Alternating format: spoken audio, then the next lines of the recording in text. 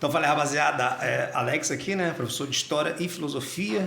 E também estou gravando vídeo para a internet já tem uns belos anos, hein? Eu vou fazer um react aqui de um canal bastante interessante. Quem não é da área da matemática pode sentir um pouco de dificuldade de acompanhar o raciocínio aqui no canal. Mas é tranquilo no sentido que dá para compreender, se não matematicamente, pelo menos intuitivamente, conceitualmente, né? Então esse vídeo de hoje aqui dá para traçar correlação com vários assuntos, inclusive com o assunto de um vídeo que eu gravei recentemente. Bom, vamos lá. Solta o galo. Algumas coisas não são normais. Com isso, quero dizer que se você sair pelo mundo e começar a medir coisas como a altura humana, QI ou o tamanho das maçãs em uma árvore, você vai perceber que, na maioria dos casos, os dados se concentram em um valor médio. Isso é tão comum que chamamos de distribuição normal. Mas nem tudo na vida é assim. A natureza exibe leis de... Bom, já deu para sentir aí o esquema aí, né? Mostrou alguns gráficos ali e tudo. Mas, falando de coisa de estatística, né? Mas isso aí até que é tranquilo, porque ele deu o exemplo ali da altura humana. A maioria das pessoas que você, no Brasil pelo menos, a maioria das pessoas que você for pegar qualquer pessoa aleatoriamente na rua e perguntar a altura dela, de um modo geral, a altura dela vai estar próxima ao 1,72 m, que se não me engano é a altura média do brasileiro, né? Muitos indivíduos com 1,70 m, 1,72 m, 1,75 m, 1,67 m, e poucos indivíduos com 1,80 m, muito menos indivíduos ainda com 1,90 m, raros indivíduos com 2 metros, muito raro indivíduos com 2,10 m, por exemplo. Ou seja, quanto mais você se afasta da média, que é 1,72 m, menos indivíduos você vai encontrar, né? Assim como você vai encontrar muitos indivíduos de 1,60 m, você vai encontrar poucos indivíduos com 1,40 m, porque você também está se afastando bastante da média, né? Então isso aí é tranquilo. Potência em vários lugares, o que é curioso. Será que ela se ajusta à criticidade? Ao medir o tamanho de uma guerra mundial pelo número de mortos, percebe-se que isso segue uma lei de potência. O resultado... Lei de potência, essa potência que está falando aí é um valor elevado a algum outro, entendeu? De potência mesmo, de ter matemático. É claro que um valor elevado a outro, né, é uma progressão mais acelerada, vamos dizer assim, né? Você vai ficar um pouco... vai variar de tamanho em 10 milhões, 100 milhões. Eventos muito grandes são muito mais prováveis do que numa distribuição normal e distorcem totalmente a média. O sistema que você observa não possui escala física própria. É difícil prever o que acontecerá depois. Quanto mais você mede, maior a média, o que é estranho e parece impossível. É muito importante tentar entender qual jogo você... O celularzinho está travando pra caramba. Mas ele falou que quanto mais você mede, maior é quanto mais você mede, maior é a média. Com relação à altura das pessoas, né? Quanto mais você mede, mais você se aproxima da média, né? Não sei se dá para entender. Mas com relação a alguns eventos que fogem a essa regra, que portanto estão mais de acordo com a lei de potência que ele está falando, né? Alguns eventos ocorrem com tamanha extremidade que altera toda a média. É como se fosse possível, de vez em quando, né, aparecer um indivíduo aí com 2,50 m, 3 metros, 3,05 metros, né? Se aparecesse alguns indivíduos com 3,05 metros, esses indivíduos fariam a média geral da altura da população ir para cima, entendeu? Mas no caso de altura, que é um exemplo, QI ou tantos outros, não aparecem esses eventos extremos. No caso de um evento extremo para altura de pessoas, seria uma pessoa com 3 metros de altura. Isso aí não acontece. Mas há eventos não só físicos, biológicos, mas também que ocorrem fenômenos sociais que alteram essa relação de média aí e obedecem a uma certa lei de potência, conforme ele está falando, né? Está jogando e quais serão os resultados a longo prazo. No final do século XIX, o engenheiro italiano Vilfredo Pareto se deparou com algo que ninguém tinha visto antes. Ele suspeitava que existia um padrão oculto sobre quanto dinheiro as pessoas ganham. Então, Ele reuniu registros de imposto de renda da Itália, Inglaterra, França e outros países europeus. E para cada país ele traçou a distribuição de renda. Em cada país que ele analisou, ele viu o mesmo padrão, né? Um padrão que ainda se mantém na maioria dos países até hoje. E não é uma distribuição normal. Se você pensar em uma distribuição normal, como a altura, existe uma média claramente definida, e casos extremos basicamente nunca acontecem. Quero dizer, você nunca vai encontrar alguém que seja, digamos, 5 vezes a altura média, e isso seria fisicamente impossível. Mas as distribuições de renda... E se você eventualmente encontrasse essas pessoas com altura muito acima da média, a média de 1,70 ia mudar, né? Seria outra. Então, haveria sempre uma média desse sentido, né? Mas se fosse casos extremos, que ocorrem lá uma vez ou outra, então escapariam da média e não seria sensato colocar esses eventos dentro da média, né? Renda de Pareto é... E sim, com relação a Pareto aí que ele falou, né? Vilfredo Pareto, esse italiano aí, eu já fiz um vídeo sobre ele falando sobre desigualdade de renda, como que a desigualdade, como que a distribuição de riqueza numa sociedade, né, não obedece a esse princípio de média, né? Mas acontece algo como essa coisa que ele está falando aí, né? Lei de potência, alguns indivíduos com muito dinheiro e muitos indivíduos com pouco dinheiro, né? Se fosse distribuir por uma média, seria a média da população teria basicamente ali a mesma renda. Alguns indivíduos teriam mais dinheiro, mas os indivíduos com menos dinheiro não estariam tão afastados desses indivíduos que têm pouco dinheiro, né? Não sei se está dando para entender aí. São mas diferentes. Veja esta curva para a Inglaterra. Ela mostra quantas pessoas ganham acima de certa renda. A curva começa caindo rapidamente. A maioria das pessoas ganha pouco, mas depois isso diminui gradualmente, mais lentamente. Vamos passar. Aqui também é tranquilo, né? Deixa eu ver aqui. Aqui, ó, nesse eixo aqui, normalmente é o eixo Y, né? Tá? A quantidade de pessoas. Lá para cima, lá esse eixo tá alto aqui, essa linha tá alta aqui, porque aqui são muitas pessoas. E esse eixo tá baixo lá, no eixo X, porque para lá são poucas pessoas. Quanto menos pessoas, mais baixa a linha tá, entendeu? Mas esse é um gráfico para a quantidade de pessoas. No entanto, para lá é poucas pessoas, mas são poucas pessoas com muito dinheiro. Então você poderia fazer um outro gráfico invertido aqui, né? Aqui muitas pessoas com pouco dinheiro e indo para lá menos pessoas, aí a linha subiria para lá, né? Com muito dinheiro. Que numa distribuição normal. E ela abrange várias ordens de magnitude.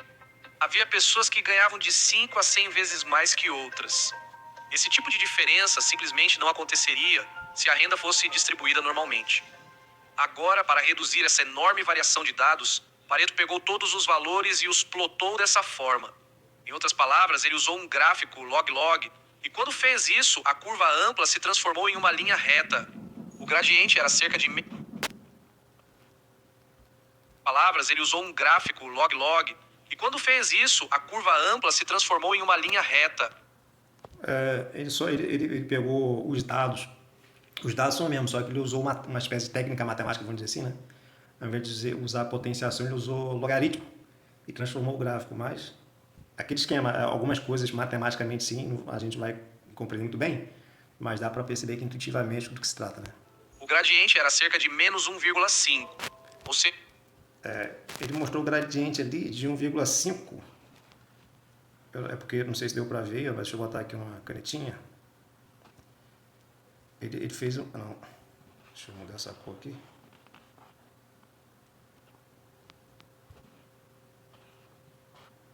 Cadê? Posso achar a cor certa aqui, né?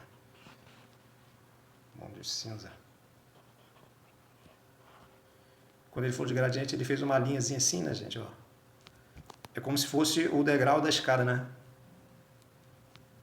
Quanto mais alto é esse degrau aqui, ó, mais rápido cai o gradiente. Então, alguns gráficos vão... Não tem como tirar isso aqui, não. Então... Alguns gráficos vão cair mais lentamente, mais rapidamente, né? Outros vão cair mais lentamente, conforme muda o gradiente. Mas, de qualquer forma, é sempre obedecendo uma certa lei de potência, né? Sempre que você dobra a renda, por exemplo, de 200 para 400 libras, o número de pessoas que ganham pelo menos esse valor cai por um fator de 2 elevado a 1,5, que é cerca de 2... Que é o gradiente. e você sempre vai reduzindo. Ó. Quanto maior a renda, menor o número de pessoas. Então, aqui ele vai mostrar aqui, ó, que isso é uma coisa bastante interessante, né, rapaziada? 0,8. Esse padrão se repete a cada duplicação da renda. Então, Pareto pôde descrever a distribuição de rendas com Eu não sei se está dando para perceber aí, mas... um fator de 2 elevado a 1,5, que é cerca de 2,8. Esse padrão se repete a cada duplicação da renda. Então... Não, não sei se vocês estão se ligando aí, ó. Pareto mediu a distribuição de renda em vários países, até em épocas históricas diferentes, né? E um padrão se repete, cara.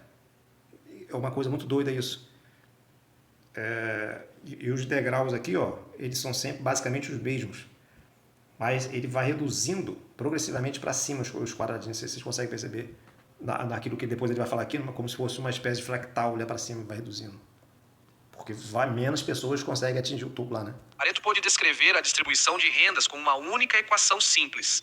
A quantidade de pessoas com renda igual ou superior a x é proporcional a 1 sobre x elevado a 1,5. Que é o gradiente que ele obteve lá, né? Pareto observou isso na Inglaterra e fez a mesma análise com dados da Itália. É como se ele tivesse descoberto uma constante. Cara, não sei se vocês estão se ligando aí, mas isso é uma doideira, cara. Por que isso ocorre? Eis a questão, né? Eles também vão tentar dar algumas explicações possíveis aí. França, Prússia e outros países. E ele viu a mesma coisa repetidas vezes. Cada vez, os dados se transformavam em uma linha reta e os gradientes eram surpreendentemente semelhantes. Isso significa... Que doideira. Quer dizer, se ele não trabalhasse com log, ele não chegaria a esse gradiente aí, né? Quer dizer, poderia chegar, mas ia ser o outro caminho, talvez mais difícil. Aqui ele está trabalhando com triângulos, né, retângulos, então fica mais tranquilo. Que Pareto podia descrever a distribuição de renda em cada país com a mesma equação. 1 sobre a renda, elevado a uma potência, sendo essa potência o valor absoluto do gradiente do gráfico logarítmico. Esse tipo de relação é chamado de lei de potência. E tem 160 páginas. Sabe qual é o tempo médio? Ao sair das distribuições normais para leis de potência, tudo muda drasticamente. Então, para ilustrar isso, vamos fazer uma viagem ao cassino para jogar 3 jogos diferentes. Na mesa 1, você tem 100 lançamentos de moeda. Sempre que joga e cai, cara, você ganha $1. A pergunta é, quanto você pagaria para jogar esse jogo? Precisamos calcular seu ganho esperado no jogo e pagar menos que esse valor. Então, a probabilidade de sair cara é de 1 sobre 2. Multiplique isso por $1 e multiplique isso por 100 lançamentos. Isso te dá um pagamento esperado de $50. Então você deveria pagar... Ou 50 centavos por jogada, né? Aí você multiplica para... pagar menos que isso para jogar. Claro, você pode não vencer sempre, mas jogando o jogo várias vezes, as pequenas variações em torno da média vão se anular e você pode esperar obter lucro. Uma das primeiras pessoas a estudar esse tipo de problema foi Abraham de Moivre, no início dos anos 1700. Ele mostrou que, se você traçar a probabilidade... Só observação, né, rapaziada? Se você pagar abaixo do valor de não ganho, tá entendendo? Se você pagar acima de 50 centavos, a sua tendência é perder ao longo do tempo. Então você tem que... É como se você apostasse muito pouco contra a probabilidade. Na primeira jogada talvez você não ganhe, na segunda, mas ao longo de várias jogadas você vai tentando atingir os 50% de ganho, e com 50% de ganho você tem um pequeno lucro, né? Mas é claro que tem que ser muita jogada para esse pequeno lucro, isso é acumulando. Não é? De cada resultado, você obtém uma curva em forma de sino, que mais tarde foi chamada de distribuição normal. Distribuições normais. A explicação tradicional é que quando há muitos efeitos aleatórios se somando, é aí que você espera distribuições normais. Por exemplo, minha altura depende de vários fatores aleatórios, como nutrição, genética dos meus pais e outros.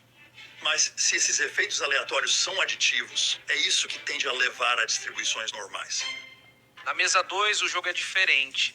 Você ainda tem 100 lançamentos. Cara, isso aí é uma coisa sutil assim, mas que tem as explicações muito doidas, cara.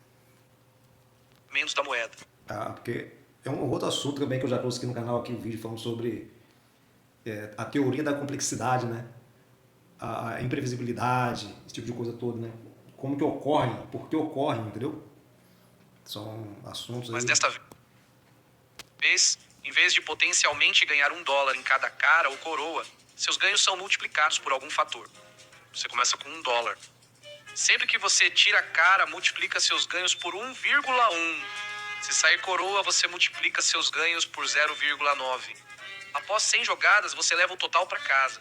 Esse é o dólar inicial multiplicado por uma sequência de 1,1 e 0,9. Quanto você deveria pagar para jogar esse jogo?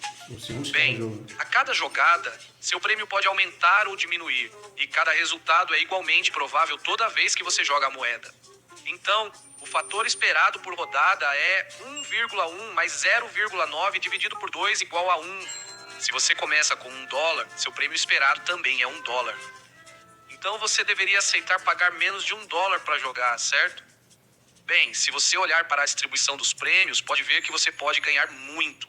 Se você jogasse 100 caras, ganharia 1,1 elevado à centésima potência, quase $14 mil. A chance disso ocorrer é de 1 em 10 à 30ª potência, menor do que ganhar na loteria Ele botou um gradiente ali, não sei se você repararam. 3 vezes seguida. De expectativa de ganho. Por outro lado, o pagamento mediano é de cerca de 61 centavos. O pagamento com maior probabilidade de ocorrer em poucas jogadas aqui, ó. Para lá, a probabilidade de você ganhar vai reduzindo muito para lá, ó. Mas a quantidade de dinheiro também é bem mais alta, né? For jogar só uma vez e quiser chances iguais de lucro, deve pagar menos de 61 centavos. Se você jogasse o jogo várias vezes, seu pagamento médio seria de $1.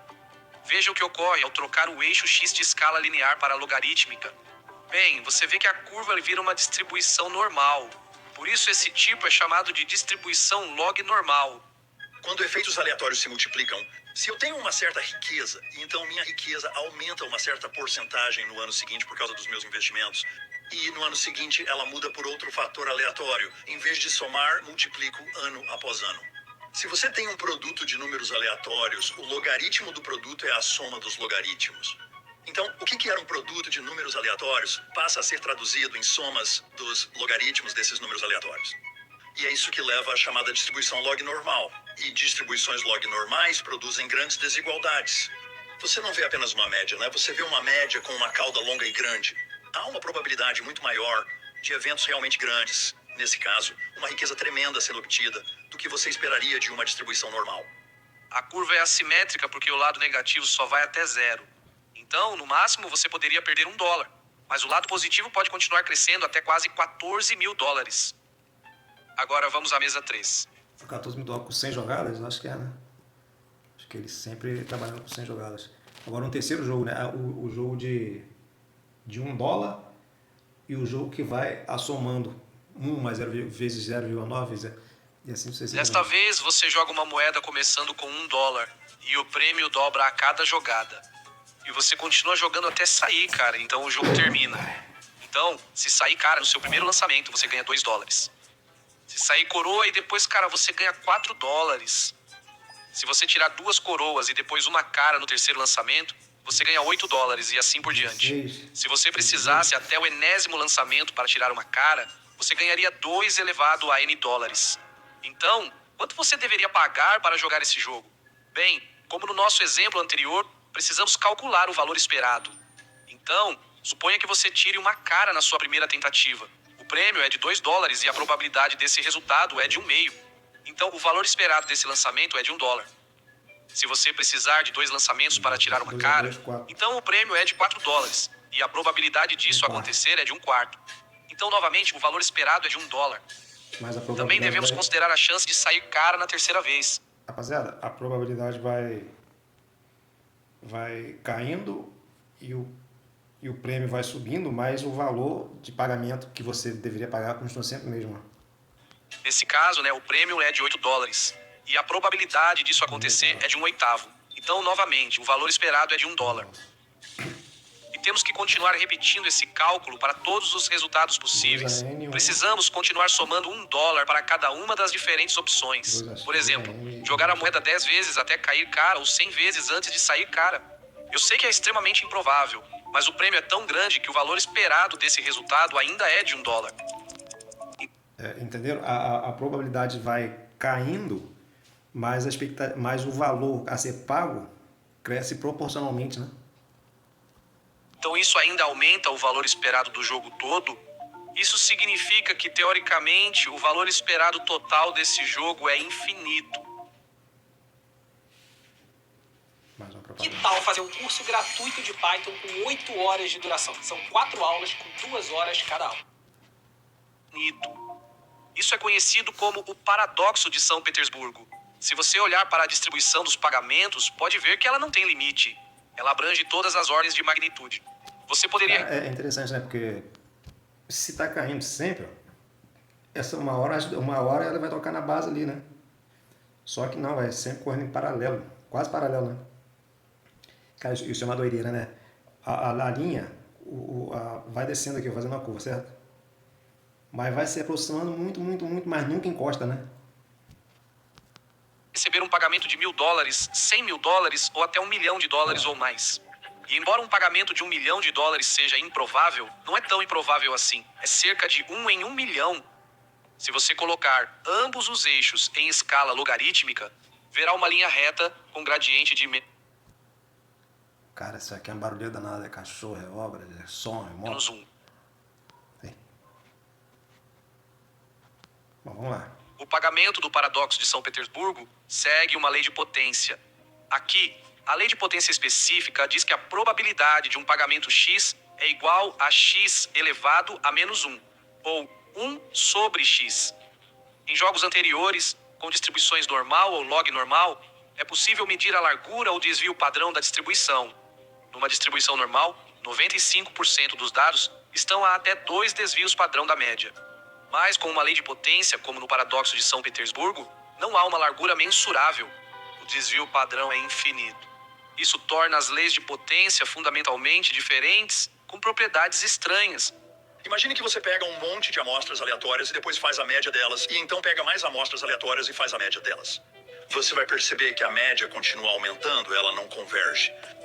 Quanto mais você mede, maior a média, o que é estranho. Parece impossível, mas é porque ela tem uma cauda tão pesada. É para lei de potência, né? Para eventos que ocorrem obedecendo a princípio da lei de potência, vamos dizer assim, né? Ou seja, a probabilidade de eventos realmente enormes é tão significativa que, se você continuar medindo de vez em quando, vai acabar medindo um desses casos extremos e eles vão distorcer completamente a média. É como dizer, sabe, se você está em uma sala com Bill Gates ou Elon Musk, a riqueza média naquela sala vai ser de $100 bilhões ou algo assim. Porque a média ela é influenciada por um caso atípico. Porque É aquilo que eu falei, é a mesma coisa da altura da pessoa. Se parecer uma pessoa com 5 metros de altura, a média geral da altura das pessoas tende a subir.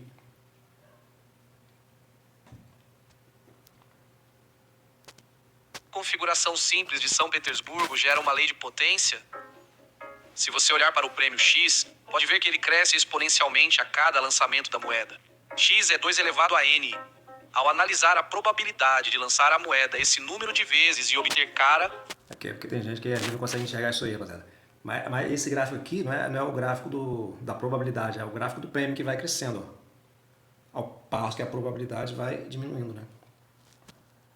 Percebe-se que ela diminui exponencialmente. A chance de lançar uma moeda n vezes é 0,5 elevado a n. Porém, nosso foco não é o número de lançamentos, mas sim o prêmio. Sabemos que x igual a 2 elevado a n. Então, podemos substituir 2 elevado a n por x na equação de probabilidade. Assim, a probabilidade de um prêmio de x dólares é 1 sobre x, ou seja, x elevado a menos 1.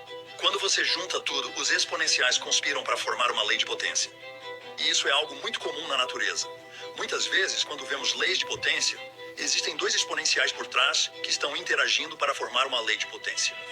Um exemplo disso são os terremotos. Se observar os dados de terremotos, verá que pequenos tremores são comuns, enquanto os de maior magnitude são muito mais raros. Mas a destruição que os terremotos causam não é proporcional à sua magnitude, é proporcional à energia que eles liberam. E à medida que os terremotos aumentam de magnitude, essa energia cresce exponencialmente. É como se fosse o prêmio, né? No caso, o prêmio do terremoto é a destruição. Então, há esse decaimento exponencial na frequência de terremotos de uma determinada magnitude e um aumento exponencial na quantidade de energia liberada por terremotos de certa magnitude. Ao combinar esses dois exponenciais para eliminar a magnitude, você obtém uma lei de potência. E olha o que acabou de chegar aqui em casa. A nova coleção de Natal da Granado 2025. Mas as leis de potência também mostram algo mais profundo na estrutura de um sistema. Para ilustrar, retomemos o terceiro jogo da moeda no paradoxo de São Petersburgo. Agora, você pode representar todos os resultados em um diagrama em árvore, com cada ramo proporcional à probabilidade. Então, começando com uma única linha de comprimento 1, depois metade para os 2 primeiros ramos, 1/4 para os próximos 4 e assim por diante. Agora, quando você dá um zoom, continua vendo a mesma estrutura, se repetindo em escalas cada vez menores. É autossimilar como um fractal, e isso não é coincidência. Observamos padrões fractais nas veias de folhas, redes de rios, vasos sanguíneos dos pulmões e até nos raios. E em todos esses casos, podemos descrever o padrão com uma lei de potência.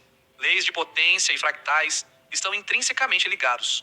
Isso ocorre porque as leis de potência mostram algo essencial sobre a estrutura do sistema. Então, eu tenho um ímã e tenho um parafuso. Doideira, né, rapaziada? Aqui no lance, eu até comentei no vídeo que eu falei sobre distribuição de renda. Muitas pessoas com pouca renda, muitas pessoas com pouca renda, poucas pessoas com muita renda, aquela pirâmide, né? Aí você pega a base da pirâmide, tem uma pequena disparidade entre eles. Mas dentro da própria 10% mais rico do Brasil, por exemplo, tem uma grande disparidade entre eles. Você poderia colocar, dentro dos 10% mais ricos, você poderia colocar a maioria na base de uma pirâmide dos mais ricos e lá no topo os mais ricos dos mais ricos. Como se a estrutura se repetisse, né? Em fractal. Cara, eu vou dar um pause aqui porque tem o cachorro do vizinho que tá macabramente sinistro. E você vai notar que se eu aproximar os dois, o parafuso é atraído pelo ímã. Isso ocorre porque ele contém muito ferro, que é ferromagnético. Veja o que acontece ao aquecê-lo. Tentando... você viu isso? Já era. Veja, você aquece e de repente ele perde o magnetismo. Vamos dar um zoom nesse ímã para entender o que ocorreu. Dentro de um ímã, cada átomo possui seu momento magnético, funcionando como um pequeno ímã ou bússola. Se o momento de um átomo aponta para cima, seus vizinhos também tendem a alinhar, pois isso reduz a energia potencial do sistema. Em baixas temperaturas, formam-se grandes domínios onde todos os momentos se alinham. Quando vários desses domínios se alinham, seus campos magnéticos se reforçam e formam um campo geral ao redor do ímã. Mas se você aquecer o ímã, cada átomo começa a vibrar vigorosamente. Os momentos sobem e descem, podendo desfazer o alinhamento. Quando todos os momentos se cancelam, não existe mais campo magnético líquido. Com o equipamento certo, é possível equilibrar qualquer material magnético exatamente no ponto de transição entre magnético e não magnético. Isso é o ponto crítico, que ocorre em uma temperatura específica chamada temperatura de Curie. Eu pedi para Casper e a equipe construírem uma simulação para mostrar o que está acontecendo dentro do ímã nesse ponto crítico. Cada pixel mostra o momento magnético de um átomo, vermelho para cima, azul para baixo. Quando a temperatura está baixa, formam-se grandes domínios com momentos magnéticos alinhados, gerando um campo magnético geral. Se a temperatura aumentar, esses momentos se alternam, se cancelam e o ímã perde o magnetismo. Foi exatamente isso que ocorreu na demonstração. Tem muita gente que consegue entender séries em inglês, mas só se for com legenda. Por que isso? Isso acontece porque elas ficaram dependentes da teimosia. Mas se ajustarmos a temperatura exatamente para aquela temperatura de Curie, então o padrão fica muito mais interessante. Isso parece um mapa. Como um mapa? Sim, parece até o Mediterrâneo ou algo assim. Está quase estável. Como átomos que apontam para uma direção tendem a ficar assim por um tempo, mas também há claramente flutuações. Os domínios surgem e somem o tempo todo. Isso tem tanto elementos de estabilidade e alguma persistência ao longo do tempo, quanto algumas características que são consistentes, mas também não está preso no lugar. Porque você percebe mudanças ao longo do tempo. Ao dar zoom, verá que os... É um ponto de transição ali. É como se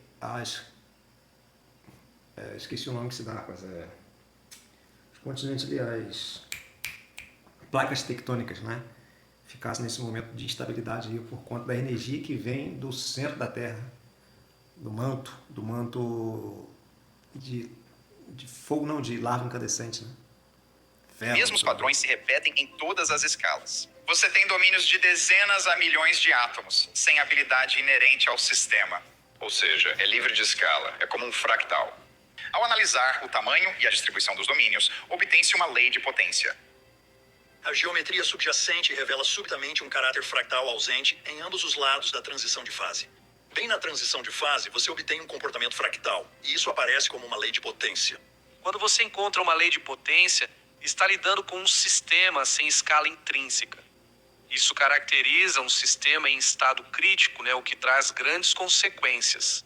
Em um ímã abaixo da temperatura de Curie, cada átomo influencia só seus vizinhos. Se o momento magnético de um átomo se inverte para cima, isso significa que seus vizinhos também têm uma probabilidade um pouco maior de apontar para cima. Mas essa influência é local e se dissipa em poucos átomos. À medida que o ímã se aproxima da temperatura crítica, essas influências locais passam a se encadear. Um spin empurra seu vizinho, e esse vizinho empurra o próximo, e assim por diante, como um boato se espalhando por uma multidão. E o resultado é que o alcance efetivo da influência continua se expandindo, e bem no ponto crítico, ele se torna efetivamente infinito. Uma inversão de um lado pode se espalhar por todo o material, então você tem essas pequenas causas, apenas uma única inversão reverberando por todo o sistema. E chega exatamente naquele ponto em que o sistema está maximamente instável. Qualquer coisa pode acontecer. Também é, de certa forma, o ponto de máximo interesse. Isso significa que o sistema é mais imprevisível, mais incerto. É realmente difícil saber o que vai acontecer em seguida. Isso parece ser um procedimento natural em muitos sistemas do mundo. Um desses sistemas... É imprevisível, mas ocorre segundo certos parâmetros, vamos dizer assim, né? E é livre de escala porque é uma grandeza que não tem certo limite, vamos dizer assim, né? Em termos de fractais, vai se multiplicando, aquela estrutura vai se repetindo ad eterno, né? São os incêndios florestais. Em junho de 1988, um raio iniciou um pequeno incêndio perto do Parque Nacional de Yellowstone. Isso não era nada fora do comum. Todo ano, Yellowstone sofre milhares de quedas de raios. A maioria não provoca incêndios, e os que provocam queimam poucas árvores ou alguns acres antes de apagarem. 3/4 dos incêndios queimam menos de 1/4 de acre. O maior incêndio recente do parque foi em 1931. Esse incêndio queimou 18 mil acres, área maior que Manhattan. Mas o incêndio de 1988 foi diferente. A faísca inicial se espalhou devagar, cobrindo milhares de acres. Nos meses seguintes, ela se uniu a outros pequenos incêndios, formando um grande complexo que queimou cerca de 1,4 milhão de acres. Isso equivale aproximadamente ao tamanho de todo o estado de Delaware. Isso é 70 vezes maior do que o recorde anterior e 50 vezes a área de todos os incêndios dos 15 anos anteriores somados. Quer dizer, o número de incêndios aí não obedece àquela média normal, né? A maioria dos incêndios são incêndios pequenos, mas de vez em quando acontece um incêndio de grandes proporções, que escapa à média, né? Que tá tão lá no extremo que... O que houve de especial nos incêndios de 1988? Para descobrir, criamos um simulador de incêndios florestais. Temos uma grade de quadrados, e em cada quadrado pode haver uma árvore, ela pode crescer, ou pode não haver nada ali. Vai haver uma certa probabilidade de raios, então quanto maior a probabilidade, mais incêndios teremos. Podemos rodar isso. Então as árvores estão crescendo. As árvores estão crescendo? A floresta está se preenchendo. Legal, está ficando bem densa. O que você espera que vai acontecer? Eu espero ver alguns incêndios. Provavelmente você já sabe disso agora. Isso foi bom. Esse foi um bom pequeno incêndio. Uau. Uau. Não acredito. Nossa, que loucura. Você não ajustou os parâmetros, né? Está tipo... Ainda não. Isso já parece uma situação muito crítica por si só. Eu digo isso por causa do tamanho daquele incêndio. Esse sistema se ajusta automaticamente à criticidade, como você pode ver acontecendo. Então, agora, eu acho que é um bom momento. Onde você basicamente tem domínios de vários tamanhos diferentes, e uma maneira de pensar sobre isso é que se alguns desses domínios ficarem grandes demais, então você tem um incêndio único, tipo esse, perfeitamente sincronizado. Queima tudo. Eles vão se espalhar por tudo e queimar um pouco. Mas se for forte demais, aí você tem todos esses domínios onde não há árvores. E então vai, crescer de novo para trazer de volta ao estado crítico. Vejo que esse é o mecanismo de feedback. fogo destrói todas as árvores e não resta mais nada para queimar. Isso precisa ser preenchido de novo. Mas se não houve um incêndio, então a floresta fica densa demais e aí está pronta para esse tipo de incêndio massivo. Um ímã precisa... Isso aí, eu tenho que contar essas coisas que senão dá B.O. Mas caiu um raio, queimou um pedacinho da floresta. Quando caiu o próximo raio, aquele pedaço que queimou anteriormente já não vai poder queimar mais, né? E não vai servir de caminho para o fogo se espalhar para um outro pedaço da floresta, né? Precisa ser ajustado ao ponto crítico, mas a floresta chega lá naturalmente. Esse fenômeno é chamado de criticidade auto-organizada. Sim, e se você deixar acontecer, o que você obtém novamente é uma distribuição de lei de potência. Então, isso é log-log. Uma coisa que tem que ficar clara é porque o fogo se espalha, porque ele vai de uma árvore para outra, né? Ele queima uma árvore e depois queima a árvore vizinha e a outra.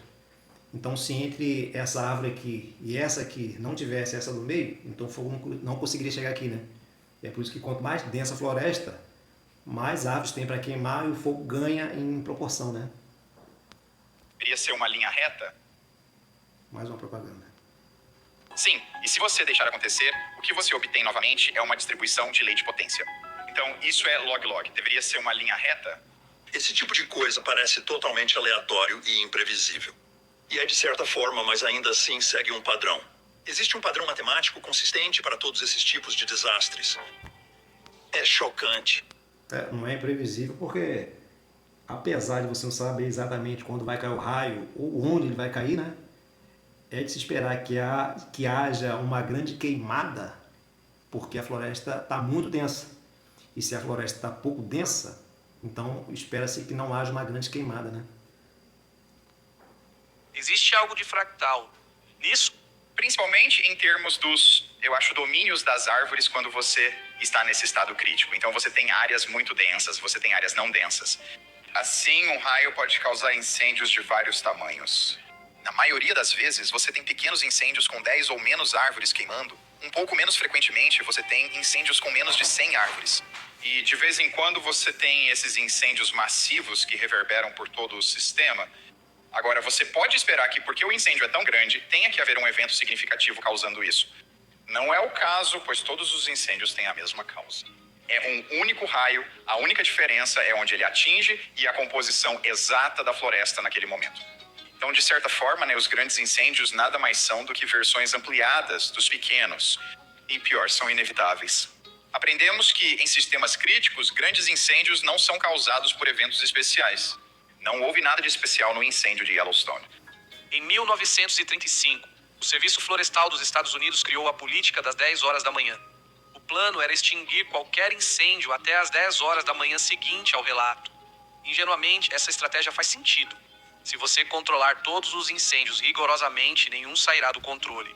Mas acontece que essa estratégia é extremamente arriscada. Então, digamos que vamos reduzir a probabilidade de raios. Agora, ela está muito pequena, apenas uma em 1 milhão. E também vamos aumentar um pouco o crescimento das árvores. Agora, o que você acha que vai acontecer? Eu imagino que vamos ter alguns grandes incêndios. Tipo, muito tempo sem fogo e depois alguns incêndios enormes. Sim? Caramba. Hoje, o Corpo de Bombeiros adota uma abordagem diferente. Eles reconhecem que alguns incêndios são essenciais para tornar os mega-incêndios menos prováveis. Eles deixam pequenos incêndios queimarem e só intervêm quando necessário.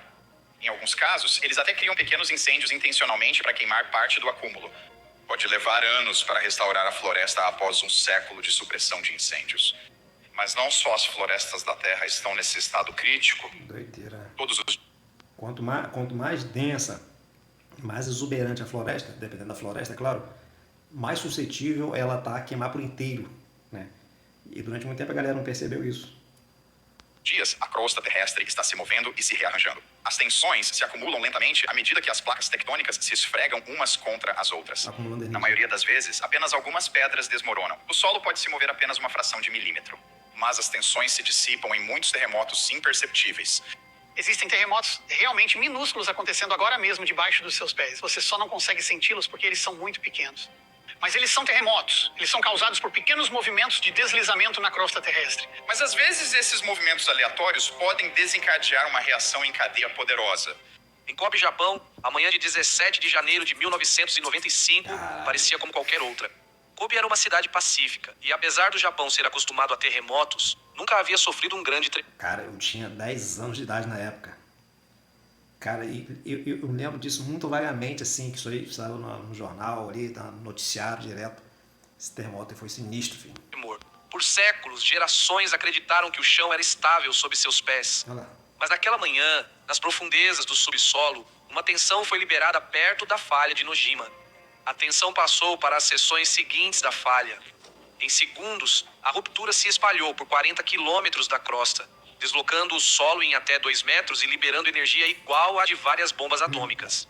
O terremoto destruiu milhares de casas e quase todas as principais estradas e ferrovias para a cidade. Matou mais de 6.000 pessoas e forçou 300.000 a sair de casa. O alcance disso depende bastante do acaso e da organização do campo de estresse na crosta terrestre.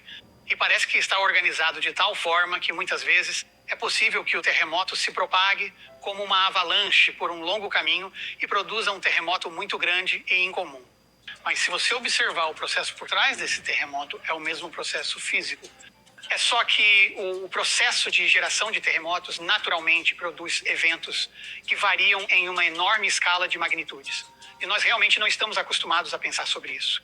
Costumamos supor que o passado pode prever o futuro. Mas em terremotos ou sistemas críticos, essa suposição pode ser catastrófica, pois são notoriamente imprevisíveis. Como é possível começar a modelar o comportamento dos terremotos? Em 1987, o físico Perbach e seus colegas propuseram um experimento mental simples. Pegue um grão de areia e deixe-o cair em uma grade.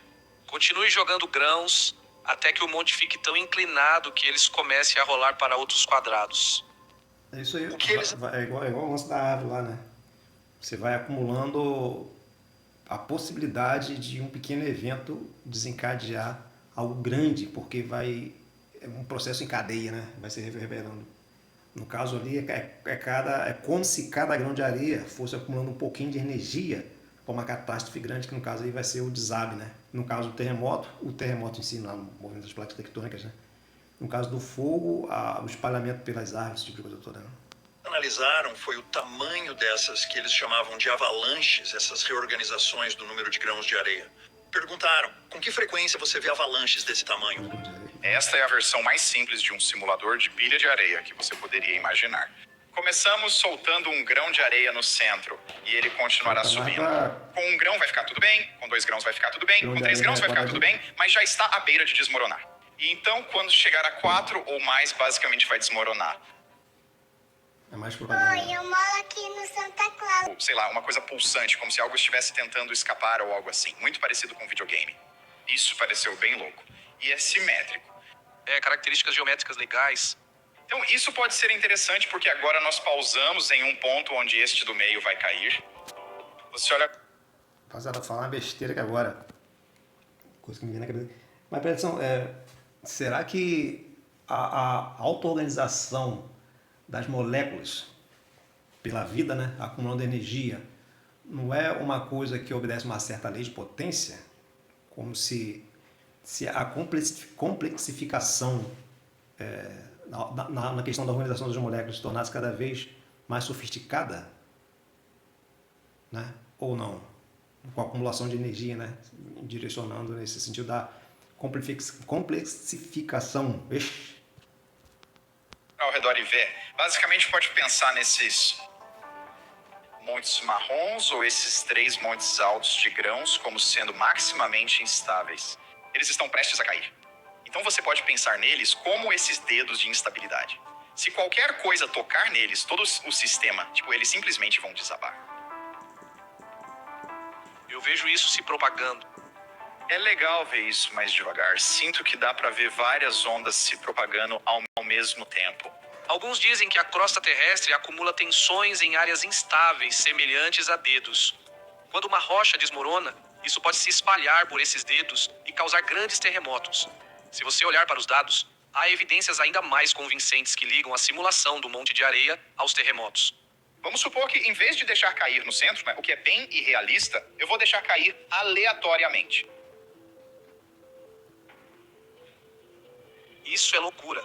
é possível ver que ele se ajusta sozinho ao estado crítico. Tipo, no começo você só vê essas avalanches super pequenas. E agora é tudo. Tem que acumular. Podemos reduzir o ritmo? Essa é uma lei de potência muito clara. Existem eventos de todos os tamanhos. Um grão de areia pode derrubar apenas alguns outros, ou pode desencadear uma avalanche de milhões de grãos que se espalham por todo o sistema. E se você observar a lei de potência que você obtém da simulação do monte de areia, ela se assemelha muito à lei de potência da energia liberada por terremotos reais. Se você analisar o experimento do monte de areia, ele lembra não só terremotos. Do que mais te faz lembrar? Incêndios florestais. Certo? Bom, rapaziada, já chegando pro final aqui, né? Para não ficar muito longo o vídeo, mas tem várias sacadas que a gente pode ter aqui com relação à árvore, que ele vai fazer a árvore com relação a queimadas, o fogo se espalhando, fazer uma analogia com doenças se espalhando, né? Como uma pandemia. Quanto maior a densidade populacional, mais rápido, mais fácil um vírus se propaga, né? Mas com relação ao lance da renda, quanto mais dinheiro a pessoa tem, mais possibilidade ela tem de ainda mais dinheiro, entendeu? Como se dinheiro fizesse dinheiro, vamos dizer assim, né? Então isso aí gera uma potencialidade de crescimento sem escala, conforme ele fala ali, né? E grupos com mais dinheiro vão se tornando cada vez menores, mas com potenciais de acumular ainda mais dinheiro, entendeu? Se você for representar isso graficamente, é também fractal. Só pra gente fechar aqui. Significa que sistemas que parecem diferentes à primeira vista podem ser similares. Mas quando você chega ao ponto crítico, todos eles se comportam exatamente da mesma forma. A outra coisa que você poderia fazer em vez de serem árvores, você pode imaginar que são pessoas. E o que está se espalhando? É uma doença. É uma doença, Nós quase conseguimos algo por nada nesses pontos críticos. Muitos desses sistemas pertencem às chamadas classes de universalidade. Alguns deles você precisa ajustar para chegar lá, como ímãs na sua temperatura de Curie, ou fluidos como água ou dióxido de carbono no seu ponto crítico. Deixa o like. Mas outros sistemas parecem... Comenta aí, estamos juntos. É nóis.